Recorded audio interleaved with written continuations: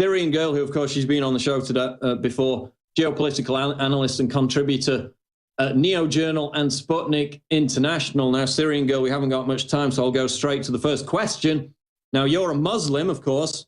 Donald Trump, who opposed the Iraq war from the start, has called for a temporary ban on Muslims entering the US due to terrorism concerns. He was called a hateful bigot for doing so. Hillary Clinton, on the other hand, voted for a war which killed nearly 1 million Muslims. She oversaw a policy in Libya and Syria which ruined those two countries and led to the international migrant crisis. Who's the bigger threat to Muslims in your view? Is it Donald Trump or is it Hillary Clinton? It's, of course, Hillary Clinton. You know, Trump can say whatever he wants about Syrians or Muslims. He can, insult every curse word, but at least he's not actually killing us like Hillary Clinton. And, Hillary Clinton has shown herself to be the psychopath. She led to the rise of ISIS. But it just so happens that Bilderberg have chosen her to be the US president. And that's obviously the reason why Trump is being attacked in the media. And he says, if he says what he says he will do, he will overturn the tables on the globalists. He says he wants to get out of the business of regime change. It's ironic because it seems to be that they're regime changing him, and just in a typical fashion, George Soros funded protesters are accusing him of attacking, protesters. He's not even the president yet, and they're already trying to do it. And yeah, and we had the poll. Sorry, just one other thing. The idea of people coming in to the States with claiming to be Syrian refugees with Syrian passports. As we know, there's many Syrian passports that are fake, and I don't want to hear another story in the media about a fake Syrian passport being found near a terrorist attack. So the only real way to vet people going into the States is to ask the Syrian government if the number on the passport is real, and that requires actually opening diplomatic channels, which Clinton and co have refused to do, and Obama. So that is, what I'm trying to say is, as well, is there's a sanity in what Trump is saying. And that's why he's attracted more support amongst Muslims in the US than all the other GOP candidates combined. And that was a poll out of CARE, the Islamic Relations Organization in America. And that was when Marco Rubio was still involved in that race. So if he's such a massive Islamophobe, why is he attracting more support from Muslims than the other candidates? Well, it's obvious because of the reasons you just outlined. But moving on, of course, Russia recently pulled out of Syria, saying it had accomplished its mission. The suddenness of that announcement took a lot of people by surprise. Putin says that, Moscow can go back in with fighter jets very quickly if necessary. But explain to the audience the wider geopolitical calculations behind this Russian pullout. Well, there's been a lot of reasons that could possibly be the cause. From the start, they'd already outlined that the operation would last 3 to 4 months. So it shouldn't come as too much of a surprise that they pulled out. They said that it would be this short. It's probably because of the amount of money that it takes to invest in such a pullout, and the fact that they'd already sort of changed the situation on the ground. It could also have to do with negotiations in Geneva and trying to, de-escalate.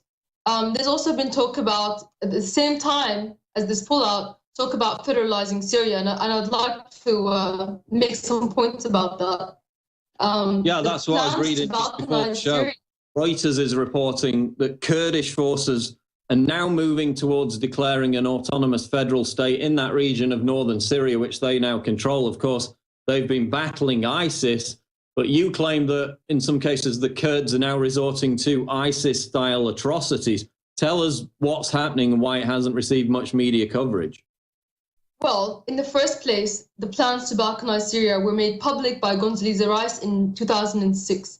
And the reason why the Kurds have been so positively shown in the media without any of the negative aspects shown is because they fit this objective. But in reality, the Kurds in northwest of Syria came to Syria as illegal immigrants in the 1920s when the Turkish Ataturk at the time hired them to slaughter the Assyrian Christians, which are actually the original inhabitants of that area. And you wouldn't hear that from the mainstream media, the fact that the Kurds in North Syria are actually a minority there, and that many of the people they live amongst are actually Assyrian Christians and Arab Bedouins, and they're oppressing the Assyrian Christians. They've been vandalizing the Assyrian Christian history because it reminds people that it is the Assyrians that are historically owning that land, and the Kurds are only here since the 1920s in Al-Hasakeh, and they're still a minority. So it boggles the mind that people would support giving a minority of people, 6% of Syria's population, all of Syria's oil. The Kurds are Iranian Sunni nomads that walked across from Iran, across into Iraq, across into Turkey, and now a little part of Syria. And letting in illegal immigrants has now resulted in them claiming our land. And everybody seems to be uploading this. It's quite ironic. And the fact that the Assyrian history is not even being shown in the media because it breaks this agenda. Now, Reuters is reporting US dismisses Russia call for urgent talks on Syria ceasefire. The United States on Monday rejected Russia's call for an urgent meeting over violations of Syria's 3-week cessation of hostilities, saying that its concerns were already being handled in a constructive manner. Is this ceasefire genuine? Is it going to hold? And what's the immediate future look like for Syria? Are we seeing the end, finally, of this civil war in Syria? Unfortunately, I don't think so. I think it's probably going to go on for many years to come. And unfortunately, these people who want to tear the fabric of nations and push sectarianism everywhere and basically carve out mini states, they really they don't want to let go. And the Syrian military has been fighting ISIS now for 5 years. Unfortunately, I think that it's going to continue. Okay, now where can people find more information about your reports about this information? Please add yourself to my YouTube channel, subscribe to Syrian Girl Partisan or Partisan Girl, and I will be giving references to everything I've said today on that channel. Thank you very much for having me on the show. It's always great. Okay, there goes Syrian Girl. Thanks for joining us. We'll be sure to keep track of developments in Syria.